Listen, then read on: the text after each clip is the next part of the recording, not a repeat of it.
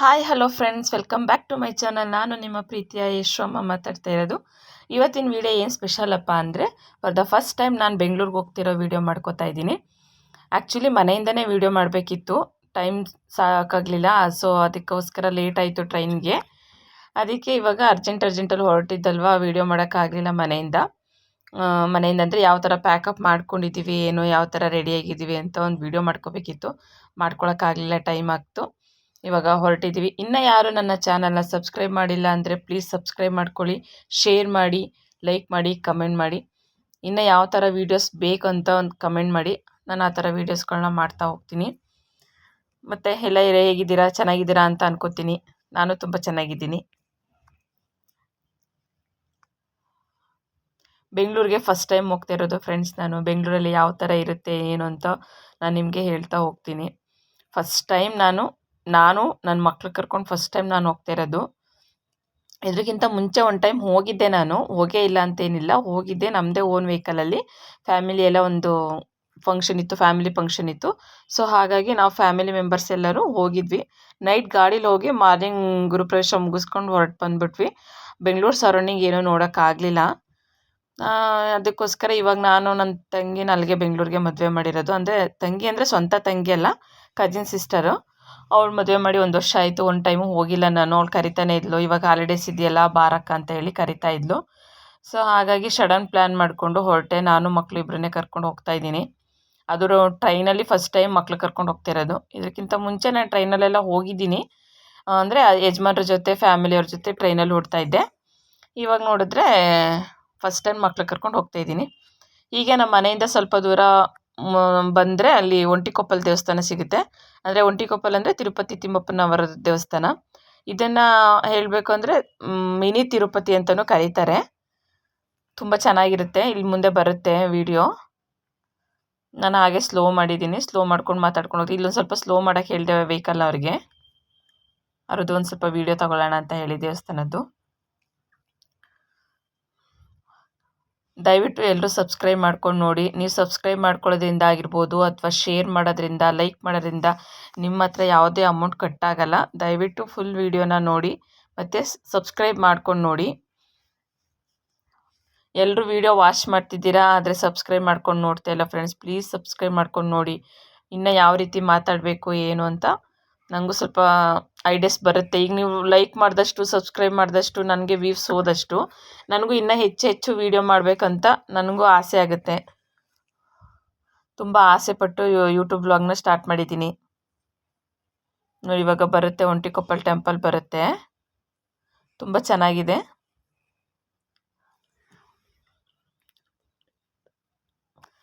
ನೀವು ಈ ಕಡೆ ಯಾರಾದರೂ ಮೈಸೂರು ಕಡೆ ಬಂದರೆ ಬನ್ನಿ, ಒಂದು ಸರಿ ವಿಸಿಟ್ ಮಾಡಿ, ಚೆನ್ನಾಗಿರುತ್ತೆ ದೇವಸ್ಥಾನ. ಇವಾಗೆಲ್ಲ ಅಂದರೆ ಅಷ್ಟು ದೂರ ತಿರುಪತಿಗೆ ಯಾರೂ ಹೋಗೋಕ್ಕಾಗಲ್ಲ. ಸೊ ಹಾಗಾಗಿ ಏನು ಮಾಡ್ತಾರೆ ಅಂತ, ಎಷ್ಟೋ ಜನಕ್ಕೆ ತಿರುಪತಿ ತಿಮ್ಮಪ್ಪನವರು ಮನೆದೇವರಾಗಿರುತ್ತೆ. ಹೇಳಬೇಕಂದ್ರೆ ನಮ್ಮದು ಮನೆದೇವ್ರು ತಿರುಪತಿ ತಿಮ್ಮಪ್ಪನವರೇ. ನೋಡಿ ನಾನು ವೀಡಿಯೋ ಮಾಡ್ತಾಯಿದ್ರೆ ಎಲ್ಲ ಹೆಂಗೆ ನೋಡ್ತಾ ಇದ್ದಾರೆ ಅಂತ. ಸ್ಟಾರ್ಟಿಂಗ್ ಅಲ್ವಾ, ನಂಗೆ ಒಂದು ಸ್ವಲ್ಪ ವೀಡಿಯೋ ಮಾಡುವಾಗ ಆ ಥರ ಯಾರು ನೋಡಿದ್ರೆ ಕಟ್ ಮಾಡಿಬಿಡ್ತೀನಿ, ವೀಡಿಯೋ ಮಾಡೋದೇ ಇಲ್ಲ ನಾನು. ಅಂದರೆ ಸ್ವಲ್ಪ ಅಡ್ಜಸ್ಟ್ ಆಗಬೇಕು, ನಾವು ಯೂಟ್ಯೂಬರು ವೀಡಿಯೋಸ್ ಮಾಡಬೇಕು ಅಂತ ಒಂದು ಸ್ವಲ್ಪ ಓಪನ್ ಅಪ್ ಆಗಬೇಕು. ಆಗೋವರೆಗೂ ಆ ಥರ ಅನಿಸ್ತಾ ಇರುತ್ತೆ. ಏನೋ ಹೇಳ್ತಾ ಇದ್ನಲ್ಲ, ತಿರುಪತಿಗೆ ತಿಮ್ಮಪ್ಪನವರು ನಮ್ಮದು ಮನೆ ದೇವರು. ಸೊ ನಾವು ನೋಡಿ ಇವಾಗ ವರ್ಷಕ್ಕೆ ಒಂದು ಸರಿ ಹೋಗೋಕ್ಕೇ ಕಷ್ಟ ಆಗ್ತಾಯಿದೆ ನಮಗೆ ತಿರುಪತಿಗೆ. ಹಾಗಾಗಿ ನಾವೇನು ಮಾಡ್ತೀವಿ ಅಂತಂದರೆ, ಇಲ್ಲೇ ಹತ್ತಿರದಲ್ಲೇ ಇದೆಯಲ್ವಾ, ಚಿಕ್ಕ ತಿರುಪತಿ ಇದೆಯಲ್ಲ, ಇಲ್ಲಿಗೆ ಬಂದು ಹೋಗ್ತೀವಿ ನಾವು. ಈಗ ಫ್ಯಾಮಿಲಿ ಏನೇ ಫಂಕ್ಷನ್ ಮಾಡಬೇಕಂದ್ರೂ ನಾವು ಫಸ್ಟ್ ಮನೆದೇವ್ರಿಗೆ ಹೋಗಬೇಕು. ಪ್ರತಿ ಸರಿನೂ ನಾವು ತಿರುಪತಿಗೆ ಹೋಗೋಕ್ಕಾಗಲ್ಲ. ಹಾಗಾಗಿ ನಾವು ಇಲ್ಲಿ ಬಂದು ದರ್ಶನ ಮಾಡ್ಕೊಂಡು ಹೋಗ್ತೀವಿ. ಇದು ಇವಾಗ ಓಪನ್ ಇರಬೇಕಿತ್ತು, ಕ್ಲೋಸ್ ಆಗಿಬಿಟ್ಟಿದೆ. ಒಂದು 4:30, 5 o'clockಗೆ ಓಪನ್ ಆಗುತ್ತೆ. ಮಧ್ಯಾಹ್ನ ಎಲ್ಲ ಕ್ಲೋಸ್ ಮಾಡಿಬಿಡ್ತಾರೆ. ಮಾರ್ನಿಂಗೆಲ್ಲ ಓಪನ್ ಇರುತ್ತೆ. ಒಂದು 5 o'clockಗೆಲ್ಲ, ಮಾರ್ನಿಂಗ್ 5 o'clock, 5:30ಗೆಲ್ಲ ಓಪನ್ ಇರುತ್ತೆ. ಬಂದ್ವಿ, ಇವಾಗ ರೈಲ್ವೆ ಸ್ಟೇಷನ್ ಹತ್ರ ಬಂದ್ವಿ. ಒಂಟಿಕೊಪ್ಪಲಿಂದ ಸ್ವಲ್ಪ ದೂರನೇ ರೈಲ್ವೆ ಸ್ಟೇಷನ್ ಇರೋದು. ಅಲ್ಲಿ ಸ್ವಲ್ಪ ವೀಡಿಯೋ ಆಫ್ ಮಾಡಿದ್ದೆ ನಾನು. ಇವಾಗ ರೈಲ್ವೆ ಸ್ಟೇಷನ್ ಹತ್ರ ಬಂದ್ವಿ. ಟೈಮ್ ಆಗಿಬಿಟ್ಟಿದೆ ನಮಗೆ. ಆ್ಯಕ್ಚುಲಿ ಹೇಳಬೇಕಂದ್ರೆ 2:50ಗೆ ಟ್ರೈನ್ ಇದ್ದಿದ್ದು. ಟೈಮ್ ಆಗಿಬಿಟ್ಟಿತ್ತು. ನಮ್ಮ ಮನೆಯವರು ವೀಡಿಯೋ ಆಫ್ ಮಾಡು, ಬೇಗ ಹೋಗಿ ಟಿಕೆಟ್ ತಗೋ, ಆಫ್ ಮಾಡಿಬಿಡು ವೀಡಿಯೋನ ಅಂತ ಹೇಳ್ತಾಯಿದ್ರು. ನಾನು ಹಾಗೆ ರೈಲ್ವೆ ಸ್ಟೇಷನ್ ಹತ್ರ ಬಂದಿದ್ದು ಒಂದು ವೀಡಿಯೋ ಮಾಡಿದೆ.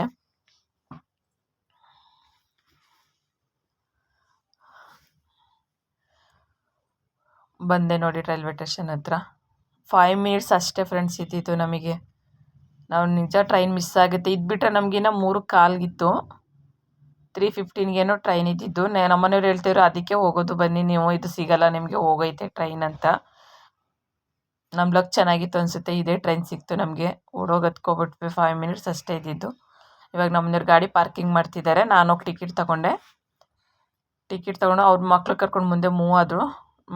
ಓಡಿದ್ವಿ, 5 ನಿಮಿಷ ಇದ್ದಿದ್ದು ಬಂದು ಕೊನೆಗೂ ಸೀಟ್ ಸಿಕ್ತು. ಇವಾಗ ಆ್ಯಕ್ಚುಲಿ ಹೇಳ್ಬೇಕಂದ್ರೆ ನಾವು 3 ಜನಕ್ಕೂ ಒಂದೇ ಕಡೆ ಸೀಟ್ ಸಿಗಲಿಲ್ಲ. ಮಗ ಒಂದು ಕಡೆ, ಮಗಳು ಒಂದು ಕಡೆ, ನಾನೊಂದು ಕಡೆ, ಅಲ್ಲೇ ಎದುರುಗಡೆನೇ ಕೂತಿದ್ವಿ. ಹೊರಟ್ವಿ, ಟ್ರೈನ್ ಸ್ಟಾರ್ಟ್ ಮೂವ್ ಆಯಿತು. ಇವಾಗ ಹೊರಡ್ತಾ ಇದ್ವಿ ಬೆಂಗಳೂರಿಗೆ. ಫೈನಲಿ ಬೆಂಗಳೂರು ತಲುಪಿದ್ವಿ. ಬೆಂಗಳೂರಿಗೆ ಬಂದಿದ್ದು ಗೊತ್ತಾಗಲಿಲ್ಲ. ಬೆಂಗಳೂರಿಗೆ ಬಂದಮೇಲೆ ಬೆಂಗಳೂರು ಯಾವ ಥರ ಇದೆ, ಎಷ್ಟು ಕಷ್ಟ ಇದೆ ಇಲ್ಲಿ ಹೊಸಬ್ರು ಬಂದು ಅಡ್ರೆಸ್ ಹುಡುಕೊಂಡು ಹೋಗೋದು ಅಂತ ನನಗೆ ಅಲ್ಲಿಗೆ ಹೋದ್ಮೇಲೆ ಗೊತ್ತಾಗಿದ್ದು. ಬೆಂಗಳೂರಿಗೆ ಹೋದ್ವಿ, ಹಾಗೆ ಒಂದು ವೀಡಿಯೋ ಮಾಡ್ಕೊಂಡೆ ನಾನು. ಫಸ್ಟ್ ಟೈಮ್ ಜೋಶಲ್ಲಿದೆ. ಹೋಗ್ತಾ ನಂಗೆ ಜೋಶೆಲ್ಲ ಕಮ್ಮಿನೇ ಆಗೋಯ್ತು. ಬೆಂಗಳೂರು ಹತ್ರ ಹೋಗ್ತಿದ್ದಂಗೆ ಮೆಜೆಸ್ಟಿಕ್ ಹತ್ರ ಇಳ್ಕೊಂಡ್ವಿ. ನಾನು ಅಂದ್ಕೊಂಡೆ ಮೆಜೆಸ್ಟಿಕ್ ಅಂತಂದರೆ ಮೆಜೆಸ್ಟಿಕ್ ಒಂದು ಕಡೆ, ಈಗ ನಮ್ಮ ಕಡೆ ಎಲ್ಲ ಸಬರ್ ಬಸ್ ಸ್ಟ್ಯಾಂಡು, ರೈಲ್ವೆ ಸ್ಟೇಷನ್ ಅಂತ ಹೆಂಗಿರುತ್ತೆ ಡಿವೈಡ್ ಆಗಿರುತ್ತೆ, ಆ ಥರ ಡಿವೈಡ್ ದೂರ ಇರುತ್ತೆ ಅಂದ್ಕೊಂಡೆ. ಬಟ್ ಅಲ್ಲಿ ನೋಡಿದ್ರೆ ಮೆಜೆಸ್ಟಿಕ್ ಹತ್ರನೇ KSRTC bus stand, railway station ಮತ್ತು BMTC ಬಸ್ ಸ್ಟ್ಯಾಂಡು ಎಲ್ಲ ಒಂದೇ ಕಡೆ ಇರುತ್ತೆ. ಮೆಜೆಸ್ಟಿಕ್ಕಲ್ಲಿ ನಾವು ಇಳಿತಿದ್ದಂಗೆ ಅಂಡರ್ಗ್ರೌಂಡಲ್ಲಿ ಹೋಗಬೇಕು. ನನಗೆ ಅಂಡರ್ಗ್ರೌಂಡ್ಗೆ ಹೋದಾಗ್ಲೇ ತುಂಬ ಭಯ ಆಗಿದ್ದು. ಆ ಥರ ಎಲ್ಲ ಎಕ್ಸ್ಪೀರಿಯೆನ್ಸ್ ಫಸ್ಟ್ ಟೈಮ್ ನಾನು ಮಾಡಿದ್ದು. 5:30 ಏನೋ ಆಗಿತ್ತು ನಾವು ಬೆಂಗಳೂರು ರೀಚ್ ಆದಾಗ. ಅಲ್ಲಿ ಹೋಗಿ ನನಗೆ ಯಾವ ಕಡೆ ಹೋಗ್ಬೇಕಂತ ಗೊತ್ತಾಗ್ತಾ ಇಲ್ಲ. ನಮ್ಮನೆಯವ್ರು ಇಲ್ಲಿ ಹೋಗು ಕೇಳು ಅಂತಾರೆ. ಅಲ್ಲಿ ಮೆಜೆಸ್ಟಿಕ್ ಹತ್ರ ಇಳಿತಿದ್ದಂಗೆ ಮಕ್ಕಳು ಕಳ್ಳರು, ಸರಗಳ್ಳರು ಇರ್ತಾರೆ ಅಂತ ಅನೌನ್ಸ್ಮೆಂಟ್ ಮಾಡ್ತಾ ಇರ್ತಾರೆ. ಮತ್ತು ನಮ್ಮನೆಯವ್ರೂ ಹೇಳ್ತಾಯಿದ್ರು, ಮಕ್ಕಳು ಹುಷಾರು, ಕೈಲಿಟ್ಕೋ, ಮಕ್ಕಳು ಹುಷಾರು ಅಂತೇಳಿ. ಅದೇನೋ ಗೊತ್ತಿಲ್ಲ ನನಗೂ, ಆ ಥರ ಎಲ್ಲ ಕಳ್ತನ ಆಗುತ್ತೆ ಅಂತ ಹೇಳ್ತಾರೆ, ಅನೌನ್ಸು ಮಾಡ್ತಾ ಇರ್ತಾರೆ. ನನಗೆ ಅಲ್ಲಿ ಒಬ್ಬೊಬ್ಬರು ಒಂದೊಂದು ಥರ ನೋಡ್ತಾ ಇರೋದ್ರಿಂದ ನಾನು ಹೊಸಬ್ಳು ಅಂತ ನಾನು ಎಲ್ಲಿ ಗೊತ್ತಾದರೆ ನನಗೆ ಬೇರೆ ರೂಟ್ ತೋರಿಸ್ಬಿಡ್ತಾರೇನೋ, ಏನಾದರೂ ಬೈ ಮಿಸ್ ಏನಾದ್ರು ಹೆಚ್ಚು ಕಮ್ಮಿ ಆಗಿಬಿಡುತ್ತೆ ಅಂತ ಒಂಥರ ಭಯ ಬೇರೆ ಆಗ್ತಾಯಿತ್ತು. ಸೊ ಹಾಗಾಗಿ ನಮ್ಮನೆಯವ್ರು ಏನು ಮಾಡಿದ್ರು, ಲೈನಲ್ಲೇ ಇದ್ದರು, ಅವರು ಫೋನ್ ಲೈನಲ್ಲೇ ಇದ್ದರು. ಹೇಳ್ತಾ ಹೋದೆ ನಾನು. ಈ ಥರ ಅಲ್ಲೊಂದು ಅಜ್ಜಿ ಹೂ ಮಾರ್ತಾಯಿದ್ರು, ಅಜ್ಜಿ ಹತ್ರ ಅಡ್ರೆಸ್ ಕೇಳಿದೆ, ಈ ಥರ ಹೋಗ್ಬೇಕಪ್ಪ ಅಂದರು. ಸರಿ ಅಂತ ಹೇಳಿ ಮೆಜೆಸ್ಟಿಕ್ ಕೆಳಗಡೆ ಇಳ್ಕೊಂಡೆ ನಾನು. ಅಲ್ಲಿ ಸೆಕ್ಯೂರಿಟಿಯವ್ರು ಇರ್ತಾರಲ್ಲ, ಅವ್ರನ್ನೇ ಕೇಳಿದೆ, ಬೇರೆ ಯಾರನ್ನೂ ಕೇಳೋದು ಬೇಡ ಅಂತ ಹೇಳಿ. ಅಲ್ಲಿ ಸೆಕ್ಯೂರಿಟಿಗಳಿರ್ತಾರೆ, ಅವ್ರನ್ನ ಹೋಗಿ ಕೇಳಿದೆ, ಈ ಕಡೆ ಹೋಗಿ ಅಂತ ಅಂದರು. ಅಲ್ಲಿ ಹೋದ್ಮೇಲೆ ನನಗೆ ಅಂಡರ್ಗ್ರೌಂಡ್ಗೆ ಹೋಗಿದ್ದೀನಿ, ಯಾವ ಕಡೆ ಹೋಗ್ಬೇಕಂತ ಗೊತ್ತಾಗ್ತಾ ಇಲ್ಲ. ನಾನು ಬರ್ದಿರೋದಷ್ಟು ಅಬ್ಸರ್ವ್ ಮಾಡಿಲ್ಲ, ಗೊತ್ತಾಗಲೇ ಇಲ್ಲ. ಆಮೇಲೆ ಗೊತ್ತಾಯಿತು, ಬರ್ದಿರ್ತಾರೆ. ಯಾರೇ ಫಸ್ಟ್ ಟೈಮ್ ಬೆಂಗಳೂರಿಗೆ ಹೋದ್ರೂ ಫಸ್ಟ್ ಆ ಕಡೆ ಈ ಕಡೆ ಬರ್ದಿರೋದನ್ನ ನೋಡ್ಕೊಳ್ಳಿ. KSRTCಗೆ ಈ ಕಡೆ ಹೋಗಬೇಕು, ರೈಲ್ವೆ ಸ್ಟೇಷನ್ಗೆ ಈ ಕಡೆ ಹೋಗಬೇಕು, BTMC ಬಸ್ ಸ್ಟ್ಯಾಂಡ್ಗೆ ಈ ಕಡೆ ಹೋಗ್ಬೇಕಂತ ಬರ್ದಿರ್ತಾರೆ, ನೋಡ್ಕೊಳ್ಳಿ. ನಾನು ಹೋದೆ, ಬಟ್ ನನಗೆ ಯಾಕೋ ಕಂಫರ್ಟಬಲ್ ಅನಿಸ್ತಿರ್ಲಿಲ್ಲ. ಮಕ್ಕಳೆಲ್ಲ ಸ್ಟ್ರೇನ್ ಆಗಿದ್ರು. ಆಟೋ ಮಾಡ್ಕೊಂಡೇ ಹೋಗೋಣ ಅಂತ ಹೇಳಿ ಆಟೋ ಮಾಡ್ಕೊಂಡು ಹೋದೆ. ಆಟೋ ಚಾರ್ಜೆಲ್ಲ ರೈಟ್ ಸ್ವಲ್ಪ ಜಾಸ್ತಿನೇ ಇದೆ, ಬಟ್ ಅವ್ರದ್ದು ಹೊಟ್ಟೆಪಾಡು ನಡಿಬೇಕಲ್ವಾ. ಇವಾಗ ಬಸ್ಸಲ್ಲಾದರೆ ನಾವು 2 ಅವರ್ 3 ಅವರ್ ಆಗುತ್ತೆ. ಈಗ ಬೆಂಗಳೂರಲ್ಲೆಲ್ಲ ಏನು ಅಂತಂದರೆ, ನಾವು ಮೈಸೂರಲ್ಲೆಲ್ಲ ಒಂದು ಪ್ಲೇಸಿಂದ ಇನ್ನೊಂದು ಪ್ಲೇಸಿಗೆ ಹೋಗ್ಬೇಕಂದ್ರೆ 1/2 ಅವರ್ಗೆಲ್ಲ ನಾವು ತಲುಪಿಡ್ತೀವಿ. ಬೆಂಗಳೂರಲ್ಲಿ ಆಗಲ್ಲ, 1.5 ಅವರ್ ಆಗುತ್ತೆ. ಬಸ್ಸಲ್ಲಾದರೆ 2 ಅವರೇ ಆಗುತ್ತೆ. ಸೊ ಆಟೋದಲ್ಲಿ ಹೋದರೆ ನಿಮಗೆ 1.5 ಅವರ್ಗೆಲ್ಲ ತಲುಪೋದು. ನಮ್ಮ ಟೈಮು ಸೇವ್ ಆಗುತ್ತೆ, ಬಟ್ ರಿಸ್ಕ್ ಅನಿಸಲ್ಲ. ಮಕ್ಕಳು, ಲಗೇಜು ಈ ಥರ ಎಲ್ಲ ಇದ್ದಾಗ ಆಟೋನೇ ಬೆಸ್ಟ್ ಅಂತ ಅನಿಸುತ್ತೆ. ರೇಟ್ ಆಗುತ್ತೆ, ಏನು ಮಾಡೋಕ್ಕಾಗಲ್ಲ, ಒಂದೊಂದು ಟೈಮ್ ಯೂಸ್ ಮಾಡಲೇಬೇಕಾಗುತ್ತೆ ಆಟೋನು. ತುಂಬ ಚೆನ್ನಾಗಿ ಎಕ್ಸ್ಪೀರಿಯೆನ್ಸ್ ಇದ್ದು, ನಮಗೇನು ರಿಸ್ಕ್ ಅನ್ನಿಸ್ತಾ ಇಲ್ಲ ಅಂತಂದರೆ ಬಸ್ಸಲ್ಲಿ ಓಡಾಡಿ. ಆಟೋನು ಕಾಸ್ಟ್ಲಿ ಇರುತ್ತೆ ಅಂತ ಇದು ಮಾಡೋಕ್ಕೆ ಹೋಗಬೇಡಿ. ನಮ್ಮ ಟೈಮ್ ಸೇವ್ ಆಗುತ್ತೆ, ಮತ್ತು ಮಕ್ಕಳದ್ದು ನೋಡಬೇಕಲ್ವಾ, ಮಕ್ಕಳೆಲ್ಲ ಸ್ಟ್ರೈನ್ ಆಗಿಬಿಟ್ಟಿದ್ರು ಅಂತ ಹೇಳಿ ಹೊರಟ್ವಿ. ಬೆಂಗಳೂರಲ್ಲಿ ನಾನು ಹಾಗೆ ಒಂದು ವೀಡಿಯೋ ಮಾಡಿಕೊಂಡೆ, ಸುತ್ತಮುತ್ತ ಎಲ್ಲ ಯಾವ ಥರ ಇರುತ್ತೆ ವ್ಯೂ ಅಂತ ಹೇಳಿ. ನೋಡಿ, ಇದು ವಿಧಾನಸೌಧ. ಇದ್ರ ಬಗ್ಗೆ ಎಲ್ಲ ನಾನೇನು ಎಕ್ಸ್ಪ್ಲೇನ್ ಮಾಡೋಕ್ಕೆ ಹೋಗಲ್ಲ, ಯಾಕಂದರೆ ನಾನೇನೋ ಬೆಂಗಳೂರಿಗೆ ಹೊಸಬ್ಳು ಅಂದರೆ ನೀವು ವ್ಯೂವರ್ ನೋಡೋರೆಲ್ಲ ಏನು ಬೆಂಗಳೂರಿಗಿನ ಹೊಸಬ್ರಲ್ಲ. ನನಗೂ ಕೆಲವೊಂದು ಪ್ಲೇಸ್ ಬಗ್ಗೆ ಎಲ್ಲ ಗೊತ್ತಿತ್ತು, ಬಟ್ ನಾನು ಅದ್ರ ಬಗ್ಗೆ ಏನೂ ಎಕ್ಸ್ಪ್ಲೇನ್ ಮಾಡೋಕ್ಕೆ ಹೋಗಿಲ್ಲ ಫ್ರೆಂಡ್ಸ್. ಸುಮ್ಮನೆ ಹಾಗೆ ನನಗೋಸ್ಕರ ಒಂದು ವೀಡಿಯೋ ಮಾಡ್ಕೊಂಡಿದ್ದೀನಿ ಅಷ್ಟೇ, ಈ ಥರ ಇರುತ್ತೆ ಅಂತ ಹೇಳಿ. ಮಕ್ಕಳಿಗೆಲ್ಲ ಹೇಳ್ಕೊಂಡು ಎಕ್ಸ್ಪ್ಲೇನ್ ಮಾಡ್ಕೊಂಡು ಹೋಗ್ತಾಯಿದ್ದೆ. ಫೈನಲಿ ನಾವು ಮನೆಗೆ ರೀಚ್ ಆದ್ವಿ. ಮನೆಗೆ ರೀಚ್ ಆದಾಗ ಒಂದು 7:30 ಆಗಿತ್ತು. ಸೊ ನಾನು ಅಲ್ಲಿಗೆ ಎಂಡ್ ಮಾಡಿದೆ, ವೀಡಿಯೋ ಎಂಡ್ ಮಾಡಿಬಿಟ್ಟು. ಲೇಟಾಗಿತ್ತು, ಸ್ಟ್ರೇನ್ ಆಗಿತ್ತು, ಊಟ ಮಾಡಿ ಮಲಗಿದ್ವಿ. ನೆಕ್ಸ್ಟ್ ಡೇ ಬಂದುಬಿಟ್ಟು ನನ್ನ ಸಿಸ್ಟರ್ದು ಆ್ಯನಿವರ್ಸರಿ ಸೆಲೆಬ್ರೇಷನ್ ಇತ್ತು, ಫಸ್ಟ್ ಇಯರ್ ಆ್ಯನಿವರ್ಸರಿ ಅವ್ರದ್ದು. ಹೊರಗಡೆ ಸೆಲೆಬ್ರೇಷನ್ಗೆ ಪ್ಲ್ಯಾನ್ ಮಾಡ್ಕೊಂಡಿದ್ವಿ. ಅದ್ರದ್ದು ಆ ವೀಡಿಯೋನು ನಾನು ಇದರಲ್ಲೇ ಕಂಟಿನ್ಯೂ ಮಾಡಿದ್ದೀನಿ. 2 ಡೇಸ್ ವೀಡಿಯೋನು ಇದರಲ್ಲೇ ಕಂಟಿನ್ಯೂ ಮಾಡಿದ್ದೀನಿ. ಮಾರ್ನಿಂಗ್ ಎಲ್ಲ ಬಂದ್ಬಿಟ್ಟು ನಾವು ಶಾಪಿಂಗ್ ಹೋಗಿದ್ವಿ. ಶಾಪಿಂಗ್ ವೀಡಿಯೋ ಎಲ್ಲ ನಿಮಗೆ ನೆಕ್ಸ್ಟ್ ಬರುತ್ತೆ, ಏನೇನು ತಂದೆ ನಾನು ಬೆಂಗಳೂರಿಂದ ಅಂತ ಹೇಳಿ. ಇದರಲ್ಲಿ ಏನು ಅಂತಂದರೆ, ನಾನು ಬೆಂಗಳೂರಿಗೆ ಹೋಗಿದ್ದು, ನನ್ನ ಎಕ್ಸ್ಪೀರಿಯೆನ್ಸ್ ಬೆಂಗಳೂರಲ್ಲಿ ಫಸ್ಟ್ ಟೈಮ್ ಯಾವ ಥರ ಇತ್ತು ಅಂತ ಹೇಳಿ ಅದ್ರ ಬಗ್ಗೆ ಒಂದು ಎಕ್ಸ್ಪೀರಿಯೆನ್ಸ್ ಶೇರ್ ಮಾಡ್ಕೊಂಡಿದ್ದೀನಿ ಅಷ್ಟೇ. ಮತ್ತು ನನ್ನ ತಂಗಿದು ಸೆಲೆಬ್ರೇಷನ್ ವೀಡಿಯೋವನ್ನು ಆ್ಯನಿವರ್ಸರಿ ಸೆಲೆಬ್ರೇಷನ್ ವೀಡಿಯೋವನ್ನು ಮಾಡಿದ್ದೀನಿ. ಚೆನ್ನಾಗಿತ್ತು ಅದು ಆ್ಯನಿವರ್ಸರಿದೂ. ಇದರಲ್ಲೇ ಅದನ್ನು ಆ್ಯಡ್ ಮಾಡಿದ್ದೀನಿ. ಅವರು ಯಜಮಾನ್ರಿಗೆ ಗೊತ್ತಿರಲಿಲ್ಲ ನಾನು ಸೆಲೆಬ್ರೇಷನ್ ವೀಡಿಯೋ ಮಾಡ್ತಿರೋದು. ನೋಡಿ ಇಲ್ಲಿ ಚೆನ್ನಾಗಿದೆ. ಈ ಥರ ಎಲ್ಲ ಮೈಸೂರಲ್ಲೂ ಸಿಗುತ್ತೆ. ಬಟ್ ಮೈಸೂರಿಗೆ ಹೋಲಿಸ್ಕೊಂಡ್ರೆ ಇಲ್ಲಿ ಸ್ವಲ್ಪ ಕಾಸ್ಟ್ಲಿ. 1 ಅವರ್ ಲೆಕ್ಕದಲ್ಲಿ ತುಂಬಾ ಕಾಸ್ಟ್ಲಿ ಇದೆ.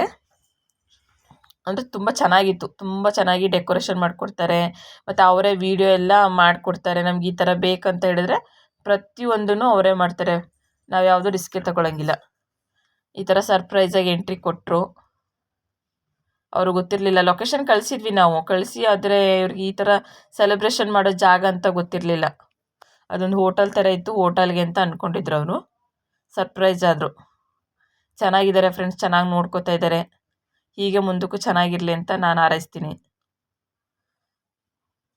ತುಂಬಾ ಚೆನ್ನಾಗಿ ನೋಡಿಕೊಂಡ್ರು ನಮ್ಮನ್ನು. ಫಸ್ಟ್ ಟೈಮ್ ಹೋಗಿದ್ದು 3 ಡೇಸ್, ಒಂದಿನನೂ ನಮಗೆ ಬೇಜಾರು ಅನಿಸ್ಲಿಲ್ಲ. ಪಾಪ ಅವ್ರದ್ದು ಶೂಟಿಂಗ್ ಕೆಲಸ ಎಲ್ಲ ಇತ್ತು. ಅವರು ಸ್ವಲ್ಪ ಏನು ಹೇಳ್ತಾರೆ,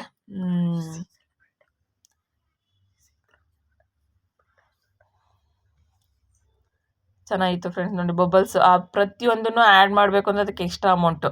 ನೋಡಿ ಇವರು ಒಂಥರ ಜೋಕರ್ ಥರ ಆಡಿಕೊಂಡು ಹಾಡು ಹೇಳ್ಕೊಂಡು ಜೋಶಲ್ಲಿ ಬಂದು ಕೇಕೆಲ್ಲ ಇಟ್ಟು ಹೊಂಟೋಗ್ಬಿಡ್ತಾರೆ. ನಮಗೇನು ಡಿಸ್ಟರ್ಬ್ ಮಾಡಲ್ಲ ಅವರು. ಪದೇ ಪದೇ ಬರೋದು, ಅದು ಇದು ಹೇಳೋದು ಏನು ಹೇಳಲ್ಲ.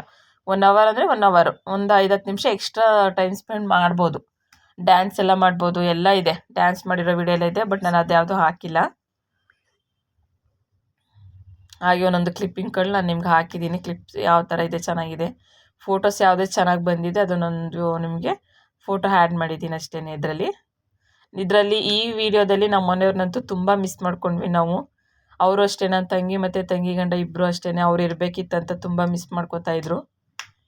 ಇಷ್ಟೇ ಫ್ರೆಂಡ್ಸ್ ವಿಡಿಯೋ. ಇಷ್ಟ ಆದರೆ ಲೈಕ್ ಮಾಡಿ, ಶೇರ್ ಮಾಡಿ, ಕಮೆಂಟ್ ಮಾಡಿ.